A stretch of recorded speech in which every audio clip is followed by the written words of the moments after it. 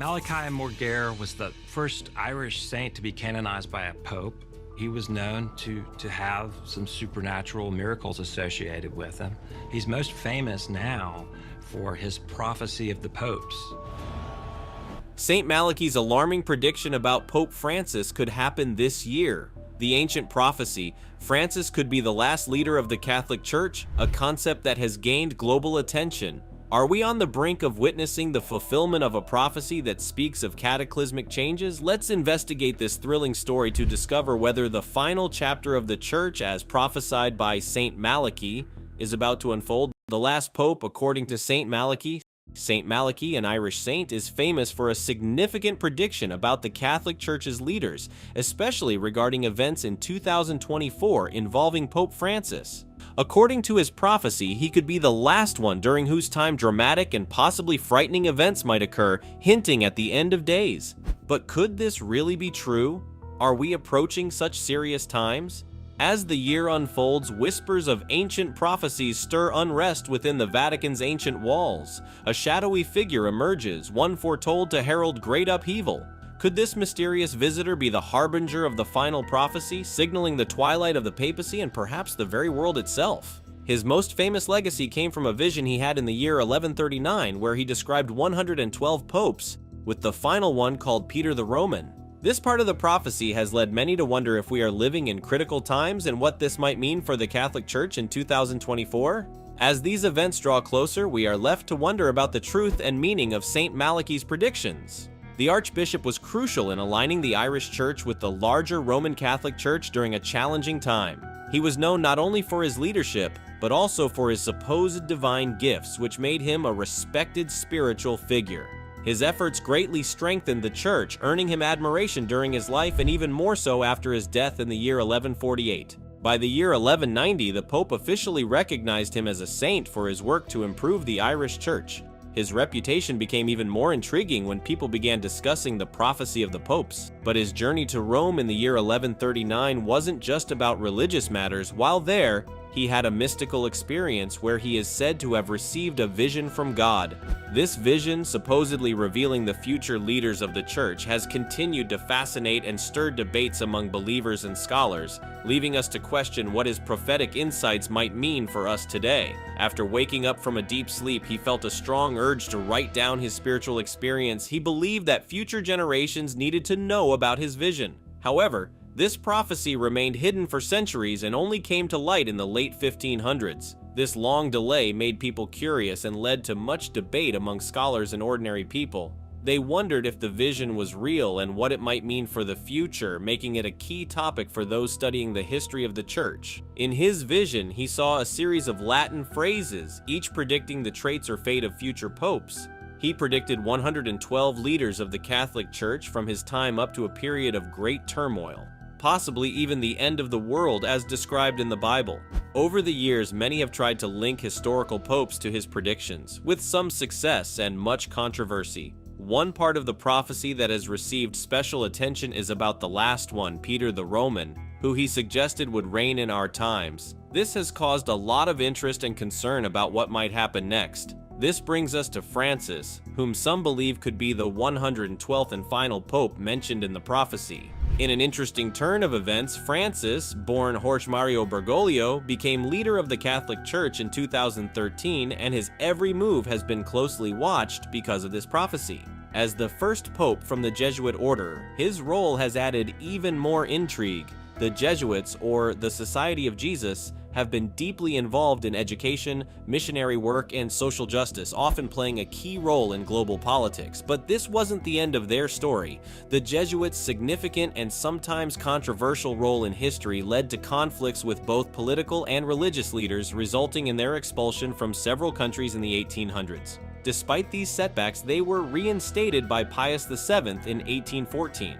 This long and complex history of the Jesuits now influences how Francis leads the Church, especially at a time when the Church faces many internal and external challenges. Francis's time as the leader of the Catholic Church stands out because of his deep connection to the Jesuit order. This background shapes his focus on education and his effort to engage with different groups. It might also inspire him to introduce new ideas and changes within the church. However, being a Jesuit could also create some challenges, as this order has often faced tensions with political leaders and even other groups within the church. Now, as Pope, Francis has to deal with these old conflicts in a new way. He has been very active in addressing important global issues like protecting the environment, helping the poor, and ensuring the safety of refugees, issues that are very important to the Jesuits, but being leader comes with its own set of tough challenges. For example, scandals within the church have happened under his leadership, causing a lot of unrest and leading to debates about the church's future, but this isn't the only challenge he faces. Francis also deals with resistance from conservatives within the church who don't agree with his more progressive policies, especially those involving remarried divorcees participating in church activities. These disagreements make his role even more complicated. With these prophetic thoughts lingering, we brace ourselves for the unfolding future, ready to delve deeper into what lies beyond. St. Malachy's prediction and its meaning. Adding to these challenges is the intriguing prophecy by St. Malachy, which some believe hints that Francis could be the last to hold his position. This prophecy has made his tenure even more fascinating and important to people watching from around the world. As we look into this prophecy more closely, connecting it with previous leaders of the church and their influence, we're not just considering Francis's choices, but also his unique place in the history of the church. St. Malachy's prophecy suggests that Francis might be the 112th and final in his line, which makes his tenure seem even more significant. His Jesuit background and the major changes happening during his tenure draw more attention to what this prophecy might mean for his role. As we near the year 2024, people are increasingly curious about what will happen during the rest of Francis's tenure and whether his actions will match the predictions made by St. Malachy. To really understand if the prophecy is accurate, we need to compare its predictions with what actually happened with previous leaders. The prophecy's connection to real historical events and the lives of past leaders makes it seem strangely valid. For example, it described a predecessor in a way that fit the decline in religious belief during World War I and the Bolshevik Revolution. Likewise, the prophecy's description of another predecessor as "from the labor of the sun" is eerily accurate, as he was born and buried during solar eclipses. As we examine each leader mentioned, the prophecy's descriptions seem to become more accurate, especially for recent ones. This pattern fuels more discussions about whether the prophecy is real, but we should also remember to stay critical. While these discussions are interesting, some skeptics argue that the prophecy's statements are vague enough to be interpreted in many different ways, reminding us to balance belief with skepticism when considering the prophecy's truth. When we look back at past events and try to make them fit a specific story, it can make predictions seem less believable. Some people even argue that there's no solid proof that St. Malachy actually wrote these prophecies. Many experts think they were created later, possibly to influence an election. This uncertainty about who wrote them makes the prophecy's accuracy doubtful, and it's important to keep these doubts in mind when talking about it. These concerns remind us to carefully examine such predictions. The prophecy becomes especially interesting when we think about its implications for Francis. It describes apocalyptic scenarios that have led to widespread speculation about big, life-changing events during his tenure. According to the prophecy, after the 112th, who is identified as Francis, there will be chaos and possibly catastrophic events. This part of the prophecy has sparked a lot of speculation about what might happen during and after his tenure.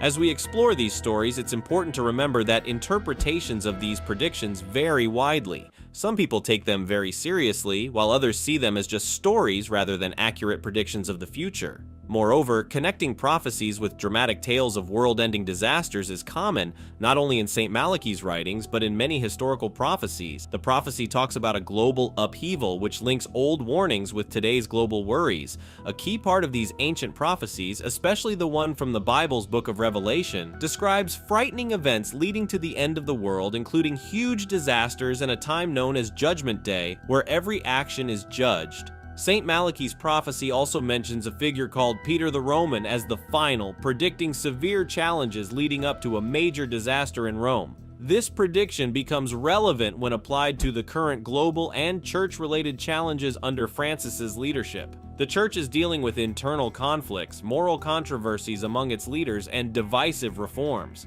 At the same time, global issues like climate change, international conflicts, and widespread social unrest seem to echo the ominous tones of Malachy's prophecy, which some see as signs that these ancient predictions are coming true. But it's important to approach these predictions with caution. Even though current events might seem to match ancient prophecies, that doesn't necessarily mean an apocalypse is coming.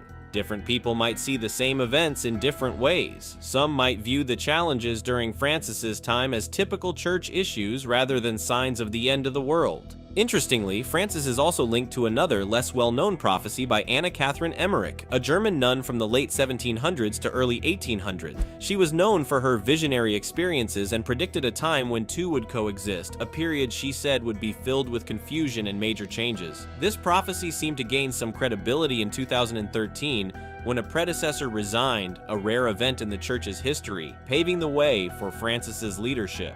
This moment aligns curiously with Emmerich's vision. This led to something very unusual. For the first time in centuries, there were two at the same time, Francis and the retired predecessor. This is an extremely rare event, last seen in the 1500s. Having two at once caused a lot of conversation and curiosity among both Catholics and the public. People started to wonder what this meant for the church's leadership and its future. Some even thought this strange situation might connect to the prophecies of Emmerich, who had predicted a time of trouble. With these insights, let's turn our attention to the broader implications of these prophecies on global religious dynamics. Shaping the church's future. These discussions led to the idea that the church could be on the verge of major changes, perhaps starting a new chapter of innovation and reflection on its direction. With Emmerich's prophecies in mind, both Francis and Benedict were seen in a different way, making people think about possible future changes in the church and what roles these two might play. During his tenure, Francis has brought in many reforms and modern ideas on issues facing today's society, showing a clear shift from how Benedict handled things. These reforms touch on various parts of church beliefs and social issues, which is a big deal considering the church's long tradition of sticking to its old ways. But grasping these changes isn't always straightforward. The church has a rich and lengthy history filled with various events, decisions, and beliefs that have shaped it over time. Because of this, new developments can be interpreted in many different ways. These changes aren't just about introducing new rules, they are pieces of a much larger ongoing narrative that continues to evolve. Understanding them requires seeing them as part of this broader, ever-unfolding story. Having two living at the same time is a rare event that hasn't happened in hundreds of years. It has led many to think deeply about what this means for the church. Some believe this situation connects to ancient prophecies like those by Anna Catherine Emmerich or St. Malachy, although people have different opinions on what these prophecies actually mean. One particularly interesting discussion revolves around the prophecies of St. Malachy. His writings, filled with symbols, catch the attention of many. For example, mentions of eclipses during the reigns of certain are thought to be more than just coincidences. Instead, some believe these events carry deeper symbolic meanings for the church. This symbolic way of thinking adds multiple layers of mystery to these old prophecies, inviting people to uncover hidden meanings and connections within the texts. Delving into these ancient predictions can be incredibly fascinating as it encourages us to reflect on our own times and situations through the perspective of these age-old prophecies. By interpreting these symbols and messages, we may find ourselves pondering how the wisdom of the past might relate to the present and even influence our understanding of what the future could hold. One well-known story is about John Paul II, who was called De Labor Solis, or from the work of the sun in the prophecies. This is interesting because he was born and died on days when solar eclipses occurred, making some believe these celestial events confirm the prophecy's importance. But this isn't the only striking detail. Solar eclipses have often been seen as signs of major changes or important events. When an eclipse happens around the birth or death of a significant other, some people see it as a sign from above, fitting the predictions. However, skeptics think these are just coincidences, pointing out that eclipses are fairly common. They argue that important events happening at the same time as an eclipse aren't surprising over many years and that these connections are just interpretations made after the fact to fit existing beliefs. Around the same time, another fascinating figure, Abbot Joachim of Fiore from Celico, Italy, was also creating his own predictions. Born in the mid-11th century, Joachim became well known for his deep insights and served as an advisor to powerful leaders like Queen Constance of Sicily and King Richard the Lionheart. He was deeply interested in the future and the spiritual direction of the church, suggesting that humanity was passing through three important ages: the age of the Father, the age of the Son, and the age of the Holy Spirit. According to Joachim, the third age was coming to an end, which would bring about significant changes. Joachim's ideas made people of his time think deeply about the future and the path of history. His writings were filled with complex thoughts and challenging language, which was very different from the simpler prophecies that often mentioned specific popes. Joachim's style was more indirect, hinting at major events on the horizon and often being critical of the papacy. He suggested that the popes were experiencing a moral decline.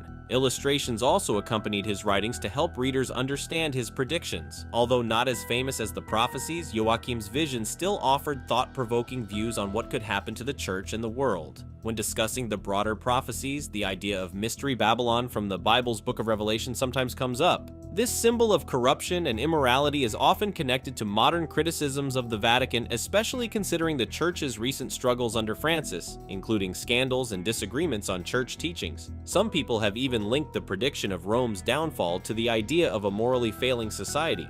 But here's the interesting part. Despite these gloomy prophecies, Francis's influence is clear. His focus on justice, caring for the environment, and inclusivity has changed how the church talks about important issues like climate change and social fairness. His leadership has sparked much discussion about the role of religion in today's world. These mysterious and sometimes frightening prophecies have gone beyond religious circles, inspiring books, movies, and discussions among both believers and non-believers. They make people think about their beliefs, how to interpret ancient texts, and the future roles of major institutions like the Church. This period in Catholic history, marked by old prophecies and the active leadership of Francis, continues to grab attention and spark debate. While some events seem to fit the prophecies, whether these predictions will fully come true is still unknown. In the late 1960s, a priest from Argentina decided to take a long trip to Italy. His main goal was to meet him, a well-known spiritual figure, to gain some deeper understanding. During his visit, he gave him a surprising prediction that seemed hard to believe at the time. However, recent events in the United States have made some people think this prediction could actually come true, causing concern and discussions around the world. As the priest watched the unfolding news, his fear deepened when the reporter announced the start of events Padre Pio had predicted, sparking global concern.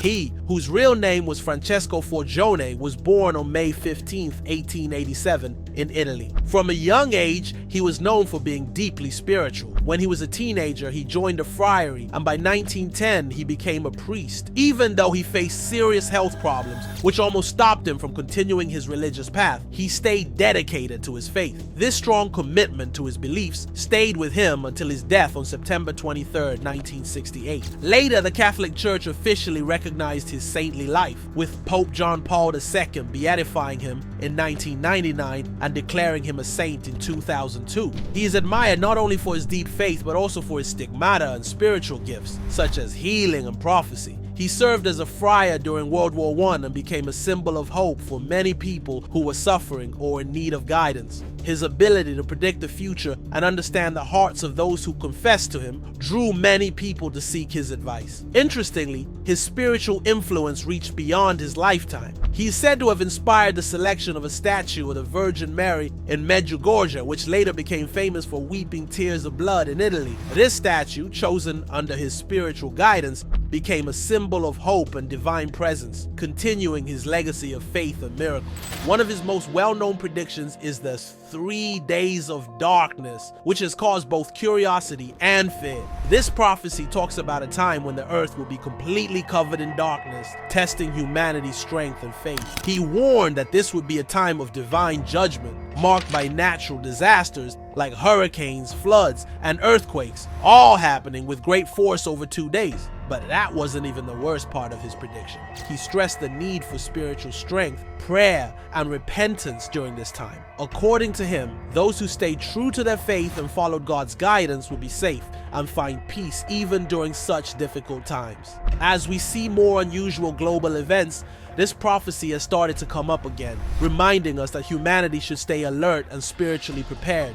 The importance of asking for forgiveness, staying close to one's faith, and following religious teachings such as honoring the Virgin Mary, who is considered a protector from evil, becomes even more important. In times of fear and uncertainty, turning to spiritual guidance not only provides comfort, but also promises hope and safety for those who believe and trust in a higher plan. Christianity is full of miraculous tales.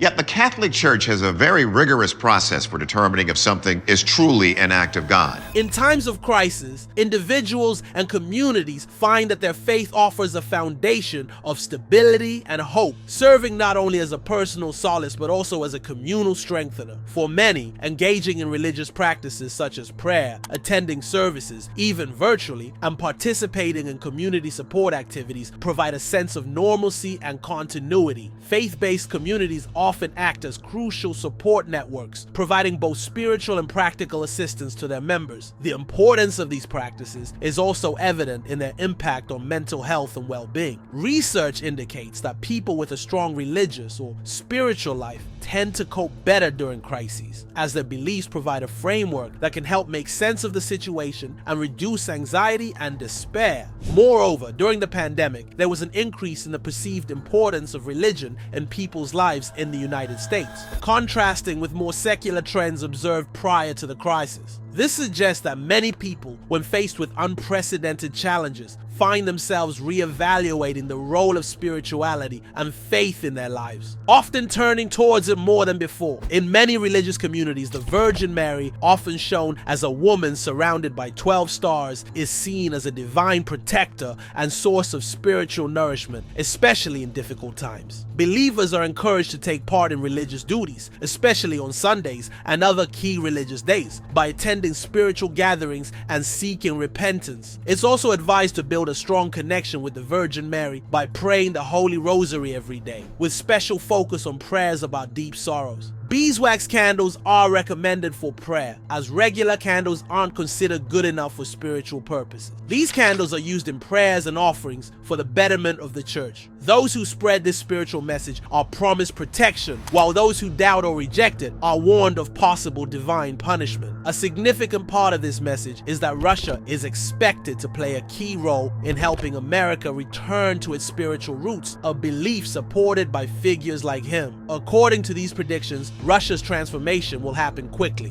while America's spiritual awakening will be slower but inevitable. He, a well-known friar from San Giovanni Rotondo, is said to have predicted major spiritual events connected to the Virgin Mary. He was especially linked to her appearances in Medjugorje, a place where many believe she appeared. According to stories, he told visitors from Mostar, a town near Medjugorje, that the Virgin Mary would soon visit their region. This prediction added to his mystic reputation. But this wasn't the end of it. The ongoing influence of these spiritual occurrences continues to shape the devotion of countless believers. The Madonna statue from Medjugorje that wept tears of blood in Chia, Italy, has been a subject of great intrigue and controversy. The statue, originally purchased in Medjugorje, began to exhibit these mysterious tears of blood in Civitavecchia, a town near Rome, starting in 1995. The phenomenon was first noticed at the home of the Gregori family, where the statue reportedly wept a total of 13 times in their presence. The event drew significant attention, including from church authorities and even Pope John Paul II, who demonstrated a particular veneration for the statue by praying before it and crowning it with a specially brought crown. After the prophecy, the church faces a challenge with a weeping statue.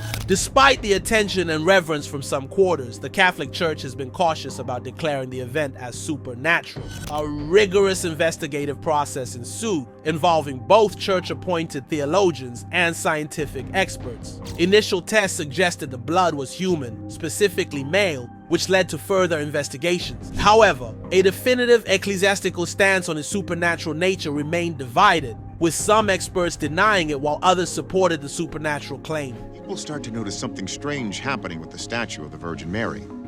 The worshippers get out their cell phones and start recording.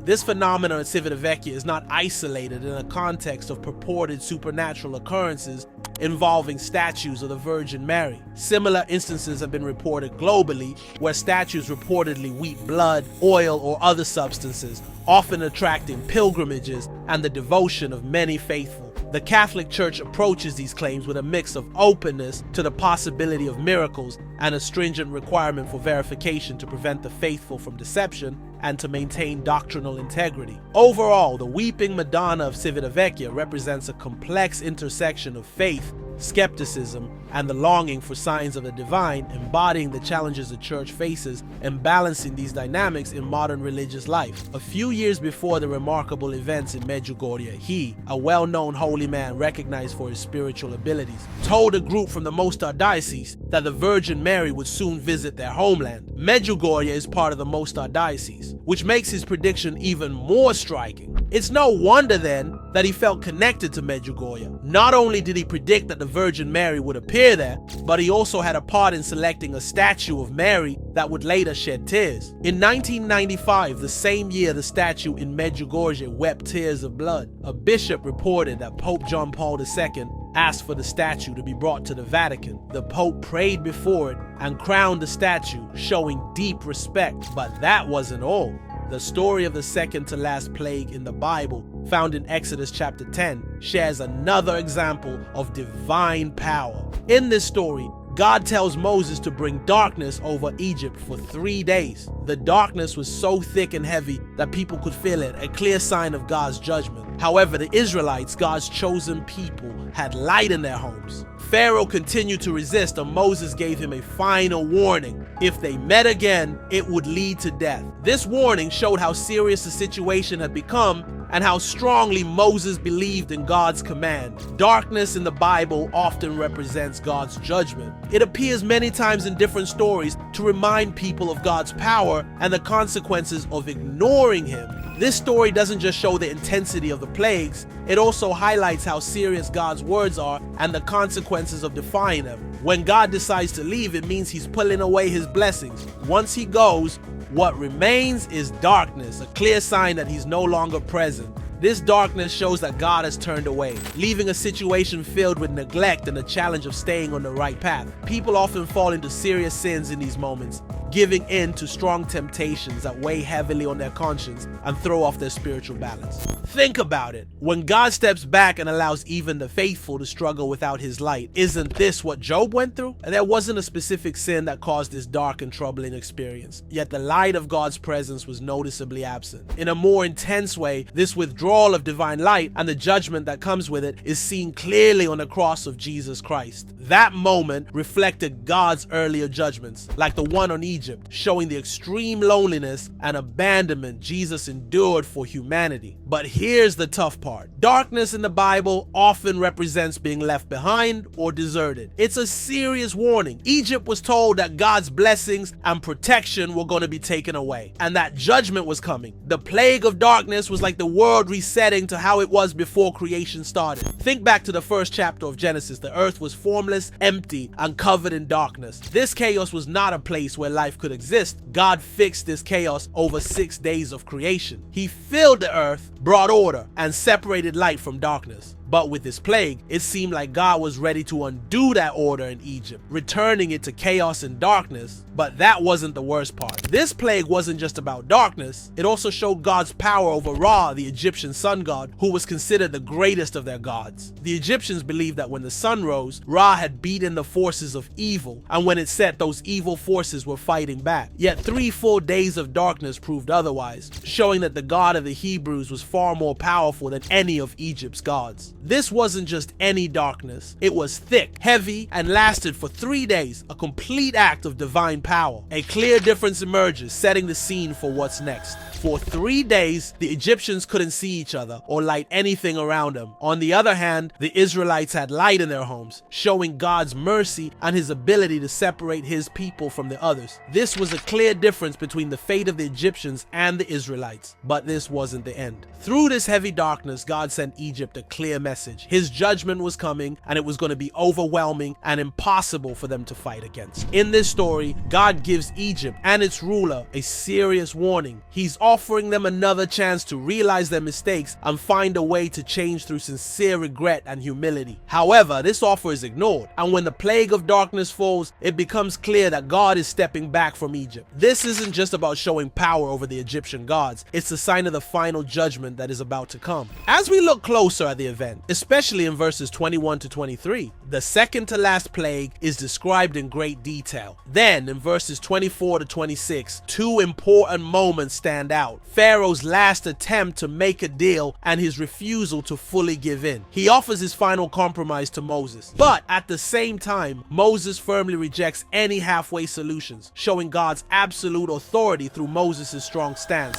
Pharaoh is a powerful ruler, but Moses bravely faces him without fear, even though there are serious threats. In verse 24, Pharaoh changes his offer again. Before, he said only the men could go, but now he adjusts his terms once more. This constant back and forth in negotiations shows Pharaoh's weakness, while also proving that God's power is far greater, as Pharaoh's offers get closer to what God originally demanded through Moses. Even though the negotiations keep changing, Pharaoh refuses to fully give in, always trying to attach conditions to his offers. In verse 25, Moses responds with authority, declaring the sacrifices are a must and that these are God's commands, not something open for debate. But here's the twist: Moses, speaking on God's behalf, makes it clear that Egypt itself will end up giving the materials needed for the Hebrews to worship the true God. This moment sets up the idea that even when things look grim for the believers, something miraculous is about to happen. A major event that will protect the faithful